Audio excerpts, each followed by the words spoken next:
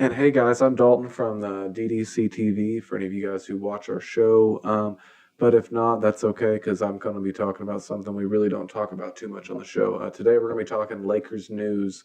As many of you guys have known, the Indiana Pacers have made it well known that Paul George is available for trades, as well as the Bulls have made aware that Jimmy Butler will be on the trade market. It's kind of interesting to see the moves that the Lakers are making right now. We just traded D'Angelo Russell to the Brooklyn Nets for Robin Lopez and the 27th overall pick. We were also able to ship off Timothy Mozgov in that deal. And essentially, what that does for the Lakers is opens up a lot of cap space that can give us room in the 2017 2018 free agency, where we're going to have players like LeBron James, Russell Westbrook, DeMarcus Cousins, and Paul George will be a free agent. Really, what I also am speculating was the reason for this trade was to get more assets in order to lure in the Indiana Pacers for trading Paul George to the Lakers this season rather than waiting a season to get him. Um, a couple scenarios I have for this. First scenario, obviously, is going to be the low bargain. What I hope they can get done in order to keep Brook Lopez for a year to play with PG-13. Maybe we can get a postseason run, a 7 and 8 seed, get in there, which would help lure in guys like maybe LeBron James next offseason. But where I'm not really thinking Indiana's going to go for this trade, at least as of yet. And that trade would obviously be the 27th and the 28th pick, as well as either or Julius Randle or Jordan Clarkson. My personal preference is we get rid of Clarkson, keep Randle. I know a lot of people would say, oh, absolutely not. Clarkson's got plenty of scoring upside, as opposed to Randle is your old school big man who has high motor but not necessarily a good finisher.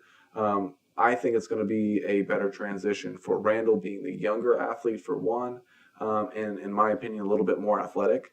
And even though he does run hot and cold, I think eventually, with enough coaching, he can eventually be a full-time hot player, kind of similar to what a Zach Randolph is for the Memphis Grizzlies, and how well that pairs with Marc Gasol, who honestly, I'm looking at our guy Ivan Zubac as a Marc Gasol-esque player. He's already shown that 19, 20-foot jumper range. He's very, very good back to the basket wise, a great rim protector, good shot blocker, a good rebounder, and fundamentally a sound center. Definitely your old school big man style, which we're starting to move away from in the modern NBA. But I believe that the potential for him to become a at least relevant player in the league, if not an all-star, is very, very high. And I think his pairing with Julius Randle really helps. And also, I really think that Brandon Ingram is more of a small forward than ever he will be a power forward. He's just not going to have the frame size. I don't think he's going to be able to bang down in the low blocks to get rebounds. I think he's going to be more of a 25 points, 5 rebounds, 3 assists type of guy, which I'm totally fine with. He's going to be that Kevin Durant style player. But if we can make that trade happen with Clarkson, that would be ideal for me. But if you have to get rid of Randle to make that trade happen, I say do it anyways. The reason for this, you get Paul George this year, you're able to sign him for much more money than any other team besides the Los Angeles Lakers would be in case of the trade happening during free agency this summer. Next summer. The reason for that is you have bird rights to him at that point in time, which I think would be able to offer him a 3-year, $96 million contract, max deal. Another good thing about making that happen then is if you have Paul George this year, you have the ability to next offseason really lure in superstar talent. Paul George can be used as that centerpiece to kind of pull in some of these outside superstars that are maybe weary of LA. Listen, folks, I don't care what anyone says. Los Angeles is still a huge scene. It's still a lot of places. It's still a huge market where players are going to make a lot of money. You have more money on the table, more deals, more sponsors, and your name's just out there more. Nick Young is still in headlines, and he's a bench player for the Los Angeles Lakers, if that says anything. Name any Indianapolis bench player that's in the headlines still today. I can almost guarantee you can't. It's just not going to happen. So it's definitely a destination that athletes are still wanting to go to. It's just with Paul George there, maybe you can turn this team from the 10 seed into a playoff team, an 8 seed. You get to the first round. I'm not necessarily saying get past anyone, but your youth is developing. They're getting play for the full season, getting to hopefully reach their full potential. And then in 2 years from now, whenever this be a possibility, you have guys like Paul George. You have Brandon Ingram, who's flourished, hopefully. Ivan Zubac, who's hopefully holding down the center position at this point in time. Lonzo Ball running the point, and someone like a LeBron James or an Anthony Davis, either playing power forward or the shooting guard, depending on the situation.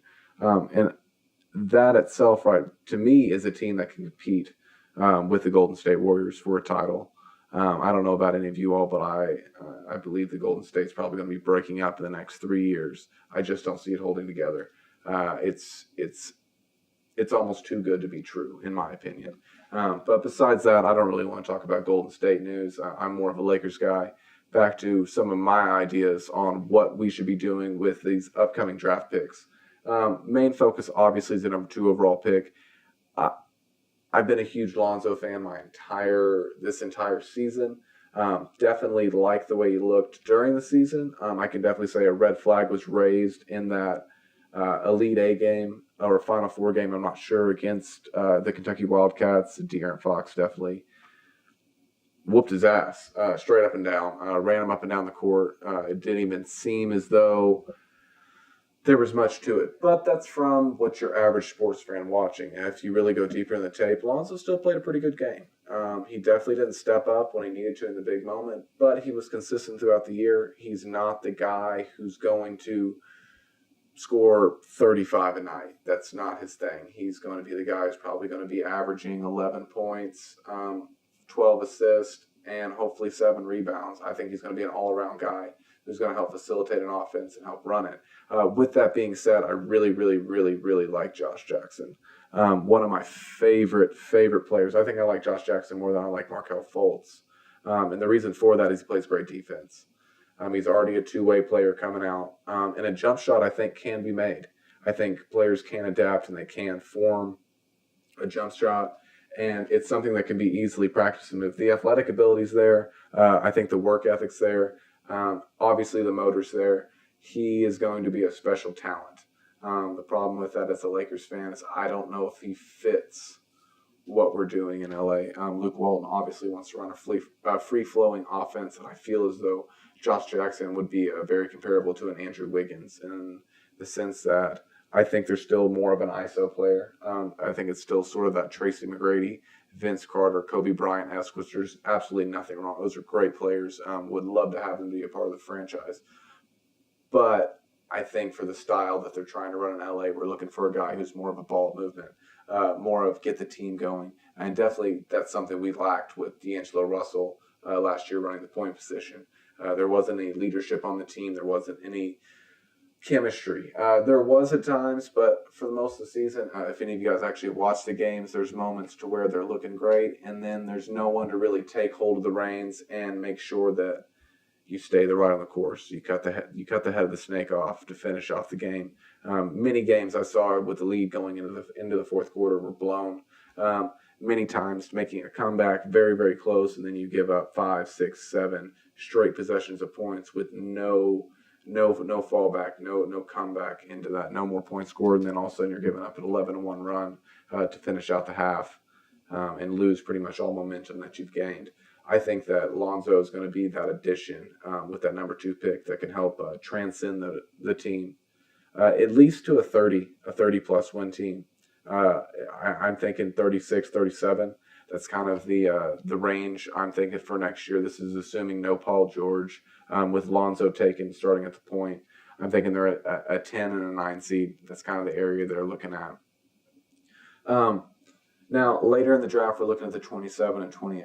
My personal opinion with this is that we don't even use those picks. If we're not able to use them in a package deal to get a guy like Paul George, you should use them in a package deal to try and move up in the top 15. I'm thinking in the 10 to 15 range. Luke Kennard looks fantastic from what I've heard about workouts. You have guys like Harry Giles with tremendous upside available at that position in the draft. Obviously, injury concerns with him. But if he's able to recover from those injuries, we're talking a huge deal in the draft.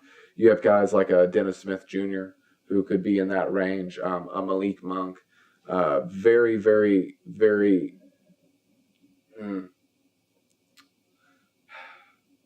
don't know why that ever happens, but very special athletes that have tremendous upside and a huge ceiling. The floor, however, is probably a little bit lower than what you're expecting from a top 10 pick.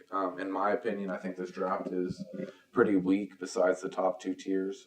If you move your way down, we got a lot of special players, but it's players that more took advantage of their athletic talent to out athlete people in college. And I don't know if their work ethic and their drive is going to be enough to propel them out of just a backup role in the NBA. Which is why I think the Lakers have to make sure we're moving up in this draft and trying to get a top tier talent to help solidify the roster and make sure that we are ready for what could possibly be coming in the future. Um, Now,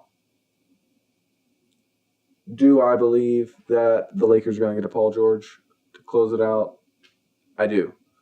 And I can almost guarantee that a trade will happen by the end of June, if not early July. And I see Paul George coming to Los Angeles this season and look for LeBron James to be coming in free agency next offseason. That's all I have for you guys today on Lakers News. I appreciate you guys tuning in. Have a wonderful day. Make sure to comment, like, and subscribe.